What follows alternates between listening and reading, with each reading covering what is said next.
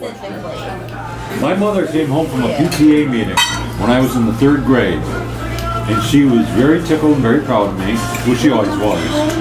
And she said, "You know what your teacher told me tonight?" My 3rd grade teacher, Mrs. Churchill. I said, "What, Mommy?" She told me, "You're going to be a history teacher someday." In the 3rd grade, my teachers knew I was going to be a history teacher. I remember in the 4th grade when I had a couple of teachers in my elementary school come to me to ask me questions about this certain thing about George Washington, about the battle at Fort Duquesne, and I was telling them all kinds of things. So I was kind of in history, kind of a prodigy, and I knew, you know, it just clicked. It was in my blood. And when you have something like that, you know, maybe with you with psychology, you with English literature, or some of you, when you know something, if you can turn that into a career, go for it. Because, man, it's like I've never worked in my life other than the odd jobs I had to get through school.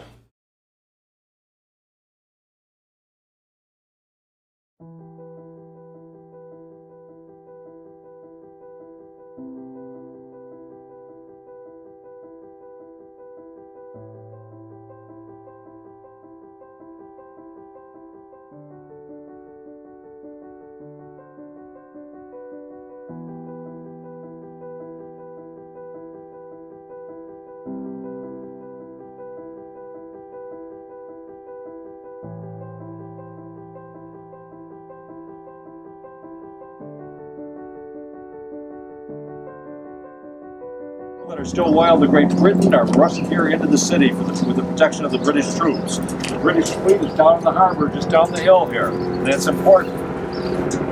Minutemen from all over the area, from as far away as New York and Connecticut, are rushing up here. Eventually, they're going to have by June about 20,000 Patriots or Minutemen in the area surrounding the hills surrounding Boston. This is Charlestown here. This is Bunker Hill. Behind it is Breeds Hill. The harbor's down there, and downtown Boston is just beyond that. You'll see it from up there. The British are down there in safety. Their fleet is out here, but they do not have control of this high ground here, nor the high ground south of town called Dorchester Heights. They didn't have enough troops to really defend all of that, but now the British are kind of stuck because with the Americans up here, if they get cannon up here, whoa, the British are going to be in trouble. Well, the Americans eventually will get cannon because they had captured Fort Ticonderoga, but it takes them months and months to get those cannon here. In the meantime, the British decide we better take this high ground. So on June 18th, I believe it was, or the 17th, 1775, which would make it 2 months after the battles at Lexington and Concord, the British start to bombard the American emplacements up here. When I say emplacements, the Americans on this hill had dug in. They knew they would eventually get attacked. The thing is that by the time they dug in, the British start to attack them, and the Americans are exhausted. They don't have much ammunition, and they're badly outnumbered up here. On June the 17th, the British now, after bombarding from the ships, the cannon can shoot all the way up here, they start to attack up here on what they call Bunker Hill. They attack 3 times. First time, the Americans are able to repulse them and beat them back. In fact, they slaughter the British. The second time, the British charge up the hill. The Americans have enough ammunition, they slaughter them again. The British are getting slaughtered here. But by the third time, the Americans can fight with nothing more than the butts of their muskets, their fists, with rocks, or whatever they have. You know who's going to win that fight. The highly trained British Army is going to win that battle here at Bunker Hill. After 3 charges up the hill, the British win the battle. The Americans are forced to leave. But it turns out to be what they call the Pyrrhic Victory. It's spelled P-Y-R-R-I-C. It's named after a Roman general by the name of Pyrrhus, P-Y-R-R-U-S, where Pyrrhus used to fight battles for the Roman legions, where he would win battles at the cost of so many of his troops that he'd have nothing left to fight another day. But he won the battle on day 1. But the war would be lost because he didn't have anybody left. I wonder what I'm doing, getting rid of the burnt tobacco there. If I don't, I re-smoke burnt tobacco or something to be right for me. So anyway, so they call any victory where you spend so many of your resources or at such a cost to win the battle, but it will cost you the war later on. The British are going to lose over 2,000 of their troops up here. About 1,000 of them are going to be deaths. That's a tremendous number of casualties for the American Revolution. It's nothing compared to what happens later on in the Civil War. But the British lose so many people here, so many soldiers here, that it affects them the whole rest of the American Revolution. Plus, the British learned something else. Before the Battle of Bunker Hill, these are British. They had disdain for the mere colonials. Oh, we'll just push them aside. They're just a bunch of, trash here in the colonies. The British had to learn they better respect the American fighting person after the Battle of Bunker Hill, or they're going to have more trouble. So it did give us that psychological advantage also. So we lost the battle here, but it was really a victory for us in the long run. The British won the battle here, but it was really a loss for them in the long run. Now, within a month, George Washington will arrive here. The American troops, after the battle here at Bunker and Breed's Hill, will have retreated to relative safety. Washington gets here in, I think, July that year, so about a month after Bunker Hill. Washington had just been appointed by the Continental Congress down in Philadelphia. We will be trying to get to Independence Hall next week if we can get tickets in the morning, and I'm pretty sure we can. That's where George Washington will be appointed, take command of the new Continental Army. And they have no soldiers in the Continental Army, but they say just use the Minutemen up there in Boston. That'll be the original American Army, would be these same Minutemen. When Washington gets here, these guys are so undisciplined and untrained and stupid. They don't even know in camp enough to not, defecate or urinate right next to their tents. He gets there and they're just, there's disease and everything else. Washington has a heck of a time trying to whip this army into order. But that army, they were heroic here at Bunker Hill. Unfortunately, one of the major American figures that all Americans have forgotten about, but he was almost the #1 guy next to George Washington at the time. And I know David has read up on him. His name is Dr. Joseph Warren. You've heard the name once or twice before. He will be killed here at the Battle of Bunker Hill. There was a warrant out for him. The British specifically wanted to get him. There's some evidence that when they did find him, they purposely mutilated his body and killed him that way, almost tortured him when they found him up here. The other thing about Bunker Hill that you may have heard of and you're all familiar with is that the American commander, Colonel Prescott, just before the British started to attack up this hill, he had gone 50 yards down the hill and put a marker. And he told his men, don't fire until they reach that marker. Now, some people think, and there is possibly some evidence, that he actually also said, men, don't fire until you see what? The white of their eyes. Their eyes, meaning that when you can see the whites of their eyes, they're close enough to shoot. Remember, back then they had smooth-bored muskets, which meant that there was a round ball coming down the barrel of the musket. And microscopically, it's bouncing as it's coming down there. When it comes out, it's like a knuckleball. Or if you ever try to throw a wiffle ball against the wind, you don't know where it's going to go. So back then, it was, you better get the person within about 50 yards or you can't hit the broadside of a barn. Now, if the British had been smart, knowing that command, don't fire till they see the whites of their eyes, when the British rushed up this hill here, what should they have done? They should have all done this. I'm wearing shades. Okay? But the British didn't do that. They didn't think of it. So the British.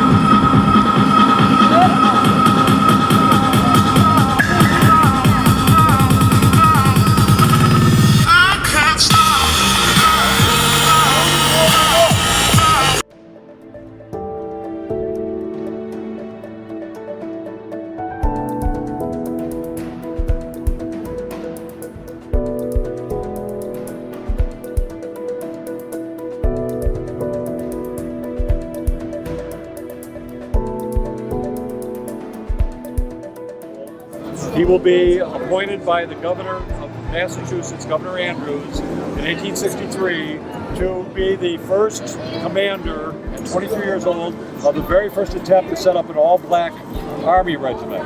It will be called the 54th Massachusetts Infantry.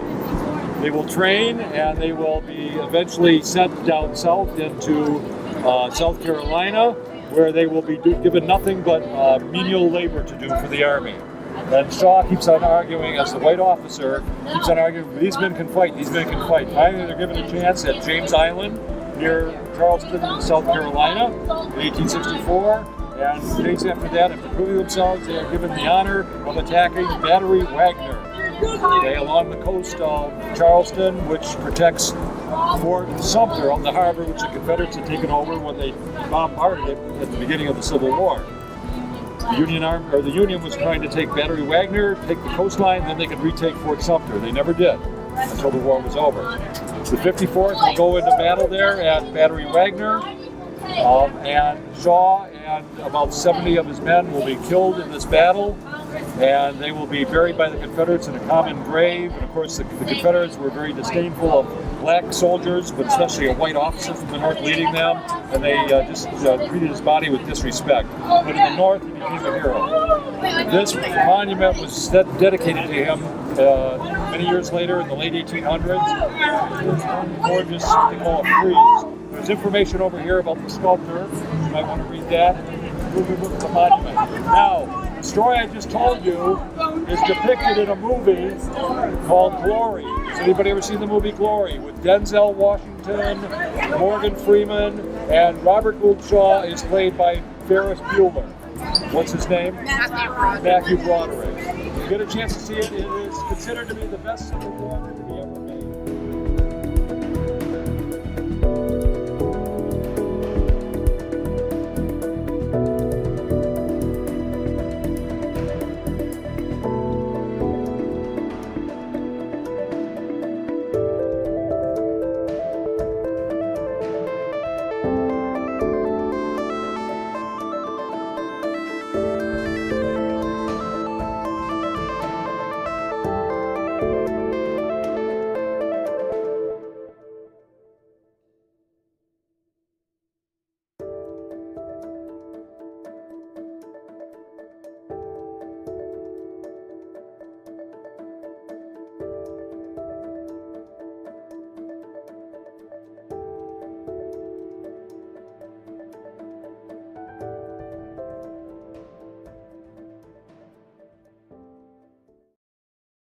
That legislative branch of government that meets here, right? There are currently 160 members of the House. They each represent about 38,000 citizens in Massachusetts.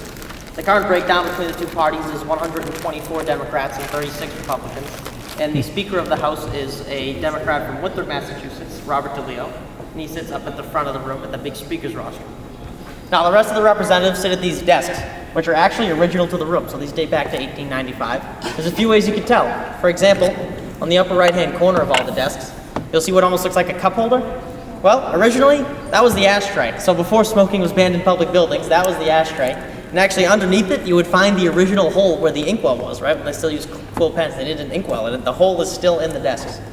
But you can also see they've been brought into the modern era a little bit here, so they're all outfitted with this microphone and an electronic voting system. When the House is in session, then these black boards up at the front of the room will be lit up with all the names of the representatives. And when they take roll or take a vote on something, they'll use these buttons. So green for a yes vote, red for a no vote. The white button allows the representatives to switch their vote. And depending on how they vote, a green or a red light will appear next to their name up at the front of the room here in real time. So no secret ballots here. You can sit up in the gallery and see in real time how your representative is voting. The black button calls a page to the representative's desk. Something just to take note of in here is the wood paneling, right? So this stands in pretty stark contrast to the marble we see throughout the rest of the Brigham edition, doesn't it? This is white Honduran mahogany, so it's definitely a pretty interesting change. If it does look pretty good. So you couldn't abstain from a vote? You can, but almost never. One of the only exceptions to that would be because of the conflict of interest law. If you, in good faith, can't be impartial on something, then they would request that you not vote on something. But for the most part, it looks very bad to vote president. Yeah, at the federal level, they do that a lot, not so much here. Also, I'll just draw your attention to the front of the room here, these big murals. So these have captions, first of all, so I won't waste too much of your time on them. I just want to point out, second from the right, the drafting of the Massachusetts Constitution. So you see those guys leaning over the table there. You notice some of the names on them: Samuel Adams, John Adams, and James Bowdoin. The principal author of the Massachusetts Constitution there was actually John Adams. And you see the dates on it. It was drafted in 1779 and ratified in 1780, which makes our Constitution here in Massachusetts the oldest one in continuous use in the entire world. As a matter of fact, it predates the United States Constitution by almost a decade, right? That wasn't adopted until 1789.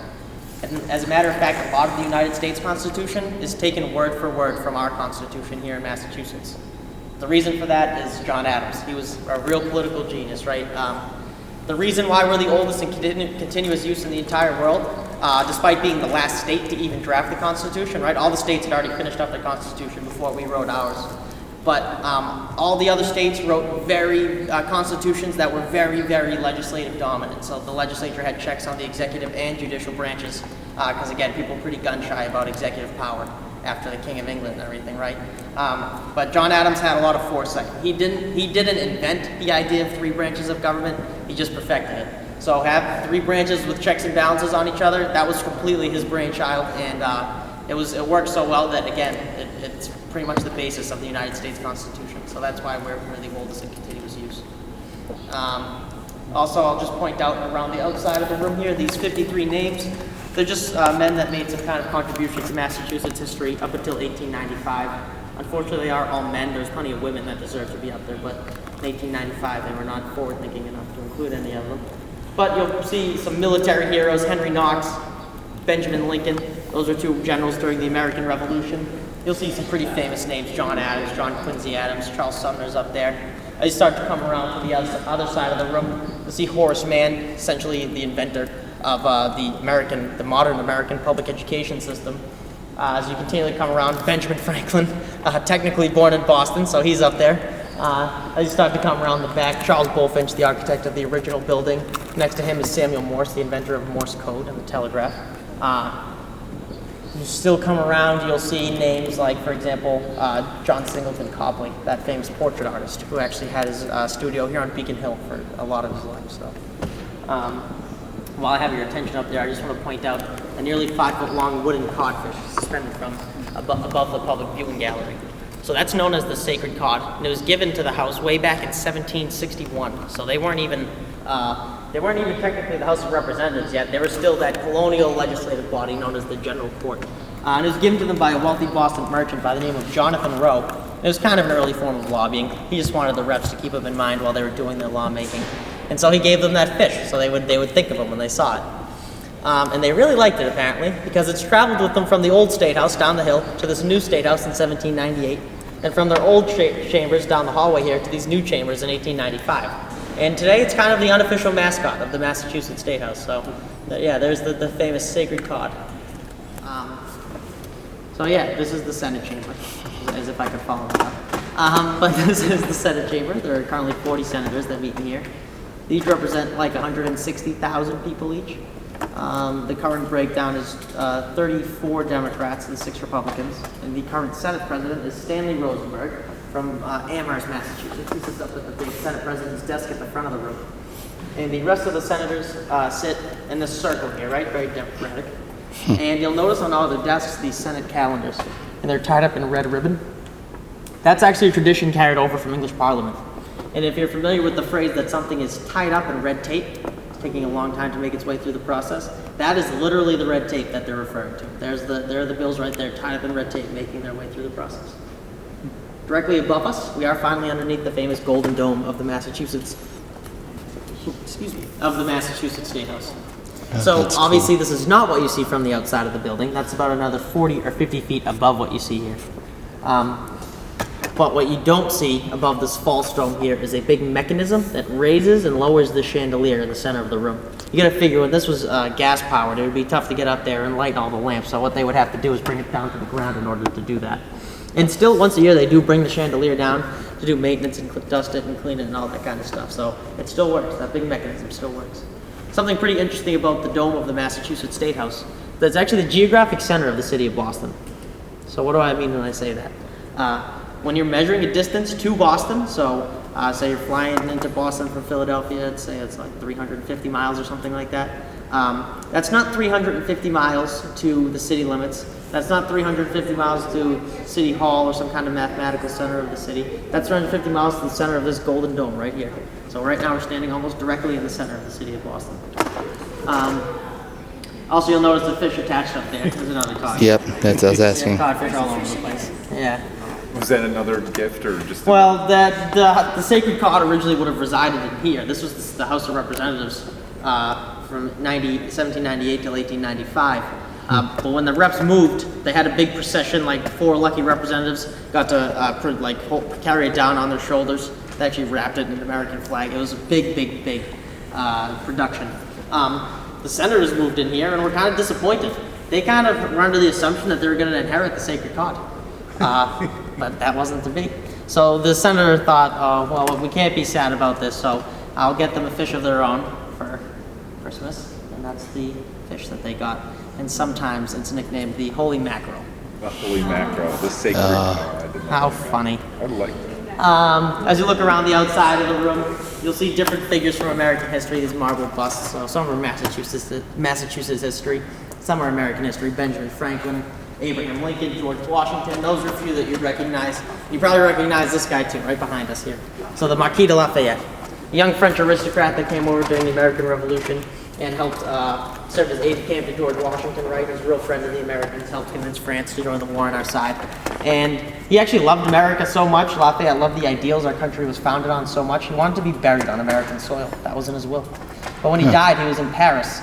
And his family didn't want to ship him back across the Atlantic for burial, which is understandable. But the President of the United States at the time found out that that was his last wish, one of his last wishes was to be buried on American soil. So what he did is he filled up 3 barrels of dirt over here at Bunker Hill, right across the water here in Charlestown, where you guys were earlier today, right? So he filled up some dirt from Bunker Hill, and he sent it over to France, and Lafayette was buried under that dirt. So it wasn't what he was picturing, probably, but he was eventually buried under American soil. As a matter of fact, I've been told that an American flag flies above his tomb in Paris even today, because it's a little piece of American soil. Very cool. Yeah. Also, a couple of war artifacts in here. Look right above our heads here. This rifle suspended from the wall. There, that is the rifle of Captain John Parker. So he was the commander of the American Minutemen that stood off against the British at Lexington Green, April 19th, 1775, also known as the Battle of Lexington and Concord, right? So Lexington Green was where the shot heard around the world was fired, right? The first shot of the American Revolution. We don't know which shot fired it, but what we do know is that Captain Parker was there, and he was with that rifle. That's the actual rifle that he brought with him.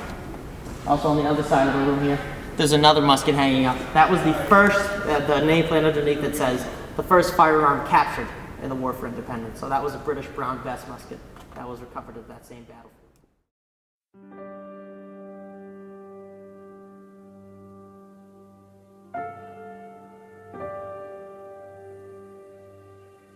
Brother being killed, it was his son that's actually kind of identified on the chair. And by the way, the sarcophagi, this is an actual mummy from Egypt. It is really a real mummy. This mummy was present on the time period when they actually did the ether. And by the way, that statue in the corner was also here at the time that they had the ether. If you take a look in that picture, you will see that. And here's the on October 16th, 1846, in this room, then the operating theater of the hospital was given to the first public demonstration of anesthesia to the extent of producing insensibility to pain during a serious surgical operation. Sulfuric ether was administered to William Thomas Green Morton, a Boston dentist. The patient was Gilbert Albert. The operation was the removal of a tumor under the jaw. The surgeon was John Collins Warren, grandson to Joseph Warren, who was killed at Bunker Hill.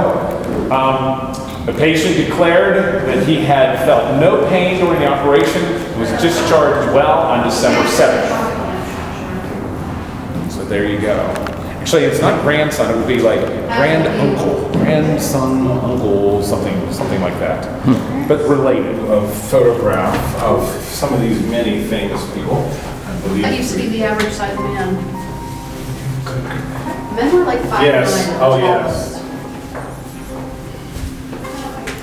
Here's William Morton. This is the honorary guest. No, it's cool. These are neat. I love this quote from John Collins Warren, grandson of the surgeon who did the. It became at once apparent to all the world that surgical anesthesia had become a reality and that pain was no longer the master, but the servant of the body. Because before then, pain dictated whether surgery occurred or not. Could the person handle the pain of the surgery and still survive? But after we discovered anesthesia, pain was no longer the master. Isn't that the coolest line? I don't know, I get chills. I'm not even like in medical school and I get chills. So, I hit into that wall and here are some other quotes as you make your way around.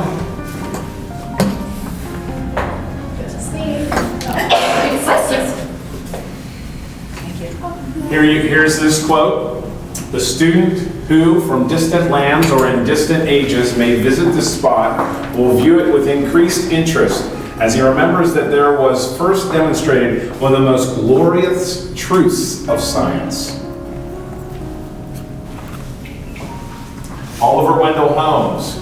The fiercest extremity of suffering has been steeped in the waters of forgetfulness, and the deepest furrow in the knotted brow of agony has been soothed forever.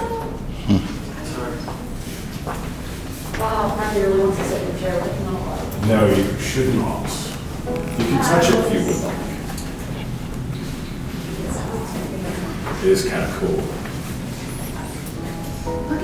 And what happened was, actually, this is the first public display of anesthesia. It had actually been used before this, and one of the people that was there reported that it was humbug, said, nah, it's not real, it's all fake, it was faked. And so here's a quote from John Collins Warren, who in 1846 said, "Gentlemen, this is no humbug. This is no falsity." This used to be like the average size person. Yeah, take a look at the clothes. So this would have been pants. Those are not fitting me at all. No. Not even close. Yes, much smaller than back then.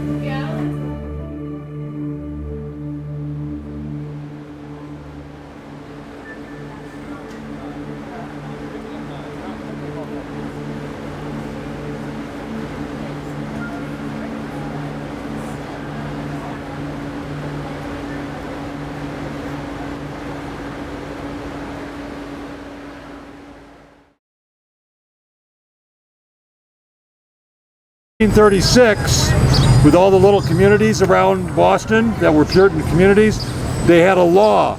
Every town of more than 50 people had to have a public school. My name is Brian, and I'll be your tour guide tonight.